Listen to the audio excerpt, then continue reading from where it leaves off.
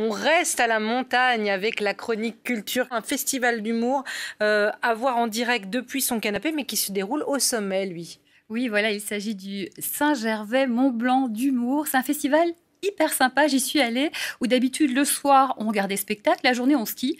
Ben là on va pas skier, on va surfer sur le site internet pour découvrir la programmation du directeur artistique qui est Arthur Junio. 16 talents qui vont dévaler les pentes de l'humour, parmi eux Karine Dubernet, Tristan Lucas, Isabelle Vitari et encore les 2 invités d'honneur, Ben et Cartman. Toutes les informations, c'est sur le site montblancdhumour.com. Et quand on vous disait que l'ambiance était très bonne, on va regarder tout ça en images. Du coup, moi c'est Arthur Junio, je suis astronaute.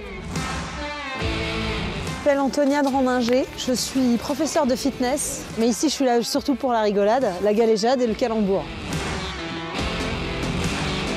François Guédon, et moi je suis liquoriste.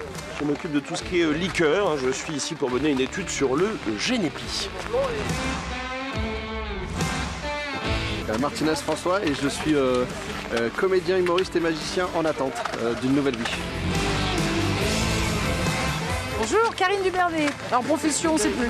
Voilà, je suis nulle, je crois que j'ai perdu un pari, mais que je suis là. Voilà.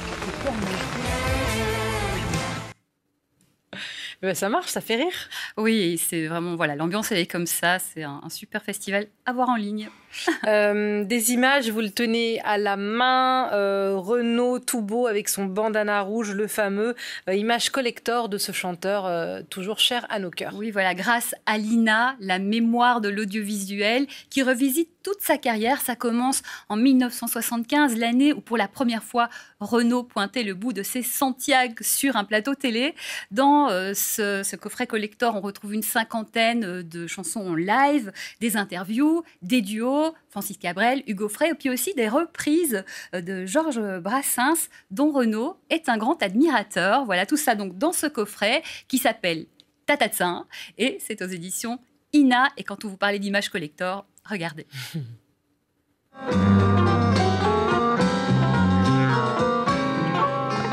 Excuse me, thank you very much.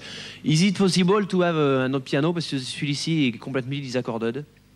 It is pourri, le piano. Il est faux, wrong. Le pianiste. Autant for me, this is the pianist qui est pourri. Thank you. Oui, recommence. 1, 2, crie fort. When I have rencontré you, you was a jeune fille au père, and I put a spell on you. And you roll a bell to me. Together we go partout. On my mob, it was super. C'est assez irrésistible. Et c'est collecteur, effectivement. Merci Isabelle. Et puis le 17 mars 2020, il y a pile un an, commençait le premier confinement. Et c'est une BD qui revient dessus, sur les débuts de la pandémie. Ça s'appelle Patient Zéro. Voilà, Patient Zéro, c'est une enquête journalistique par des journalistes du Monde qui retrace jour après jour les premières semaines de cette pandémie.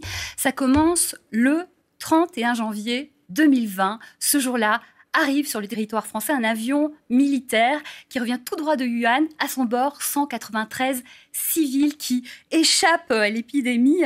Peu après, des cas se déclarent dans l'Oise qui devient très vite et très mystérieusement le premier cluster de France. Et donc, les autorités sanitaires vont commencer à essayer de comprendre qu'est-ce qui se passe, quel est le lien entre les malades, quel est ce peut-être fameux patient zéro. De leur côté, les politiques, ils sont en galère, ils suivent comme ils peuvent. Voilà, c'est vraiment intéressant. Patient zéro, les auteurs sont donc Baquet, Chemin, Saint-Cric et Nicobi, et c'est aux éditions Glénat.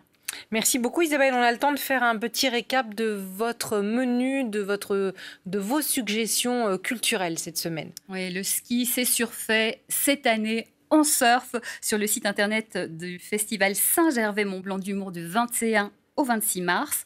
Renaud, comme vous ne l'avez jamais vu, ou alors c'était il y a longtemps, avec le coffret collector de l'INA. Et enfin, Covid, à la recherche du patient zéro, une enquête palpitante en BD.